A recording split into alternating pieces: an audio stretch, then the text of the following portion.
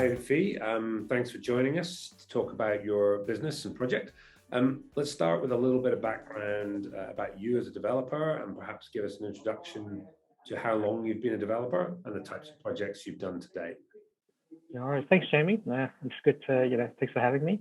So my background as a developer, I've been doing this for close to 6 or 7 years now. So before that, I was a mortgage broker. So I ran my own mortgage broking company. So I'm very familiarised with the finance and the lending aspect of this game. But when I first started, I started off with small projects like doing the reno flips, doing the 1 to 2s, the land subdivisions, and then I got into the construction. So building 1 to 3 properties, houses, and then when this opportunity came along in Salisbury Heights, I decided to jump on and do this big land subdivision. So yeah, that's been my journey so far. Great. So that's caught us up to date. So yeah, let's talk a little bit more about this subdivision that you've got at Salisbury Heights that we're involved with you. What captured your attention there, and what's the project all about? So what are you doing on that project?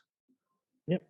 So this one here was a bit personal for me because I actually wanted to move into the area because my kids go to the local school in that area, and the problem was that we couldn't find anything that is suitable to our needs. The houses in the area is pretty old, or even newish houses don't quite fit our criteria.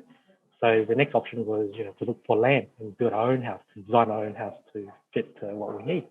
But again, there wasn't much land in the area. And so when this came up, and there was 20 blocks, and I was in the same boat with a lot of other parents in the school that are looking to move closer to this area. And then I was like, kill two birds with the same stone, do a development. I know that there's a lot of demand and the supply is low. So it makes sense. The numbers make sense. And we decided to have a crack at it, and I'm going to have a block at the end of it to keep to myself. Oh, great.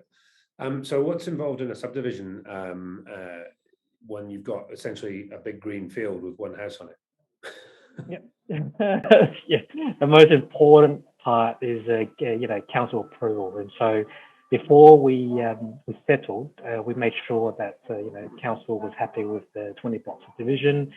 We already had planning approval, and we, as a developer, needed to do the specification for the roads and the civil works and the storage and that kind of stuff. So we secured the property with a long due diligence clause, just to make sure that the costings were right. We engaged an engineer firm to do the costing, to finish off the specification, and once we made sure that we're comfortable with the figures, then we said, look, here's a deposit, and we settled a couple of months ago, actually 4 months ago in August, and we just finalising the specification and full DA approval, and we're about to start.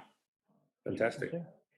Okay, and part of the condition with securing finance with us was that you had to secure 10 pre-sales, and that didn't seem to be a challenge for you by memory. The pre-sales came through quite easily, and you were very confident about them.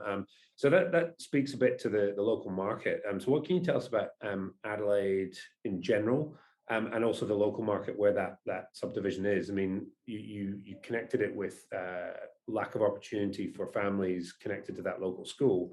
Is there anything else that sort of tells you that it's a strong place to build? I think it's when the market is driven by owner-occupied market, the sales will be pretty strong, and that's why I believe even though we have subject to finance, these contracts will have a high percentage of it going through, because these people are emotionally invested in these blocks. because the block has nice views. It's close to facilities, close to the schools. It's the area that they sort of want to to move and live in for the next 5 to 10 years, and so it's not a stepping stone for the next house. This is I see for a lot of families that's going to build here is that it's going to be a long sort of forever home for the next 10 to 20 years when the kids go through high school anyway. So I think that's going to helps with the the demand in the area. In Adelaide, general, I'm talking to my colleagues, other developers, and I find that the market's really hot. Like anytime that they have sales and pre-sales, it gets sold out pretty quick, and so there isn't any issues with pre-sales at the moment. But I feel as long as you price it right, if you're not being too greedy and trying to go crazy, then just do what the standard what sold comparables are, then it's going to go very quickly. Okay, great. So look, let's change direction a little bit here, and I want to talk about your experience with project finance. So over the kind of last 6-7 years before this development, you talked about doing 1 into 2s and things like that. Where have you typically found finance for your projects, and what types of finance do you look for across the capital stack?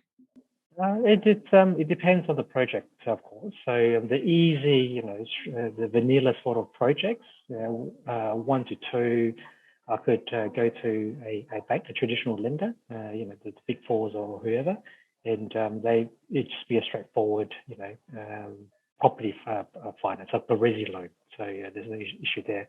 But once you hit the 3, the 4 subdivision, it gets into a different space. They classify it as commercial, and then the criteria and the policy kicks in and becomes a lot harder. So they need track record, they need pre-sales, and there's a whole stack of requirements that they need. And typically, what I don't like about the main tier vendors is that the length. Of them getting back to you, like the delays. It could take 2 months before they actually look at a deal, and it's like by then it'll be too late. So that's a pain point that I find with traditional lenders. And then you've got the other lenders where, say, the private lenders. So there's people that have funds ready. Of course, the price point is a bit higher. But I find that they make decisions very quickly, which is great. 24 to 48 hours. Some are good. Some are pretty dodgy. I've had experience some private lenders where they promise you the world, but when it comes to go, hey, look, cough up the cash, they don't deliver, and I've been caught out a couple of times. Where they said yes, sign all the paperwork, and when we need the funds to settle or the funds to go on to the next stage, it wasn't there. And so you got to be very careful and who you can trust in this space. Great.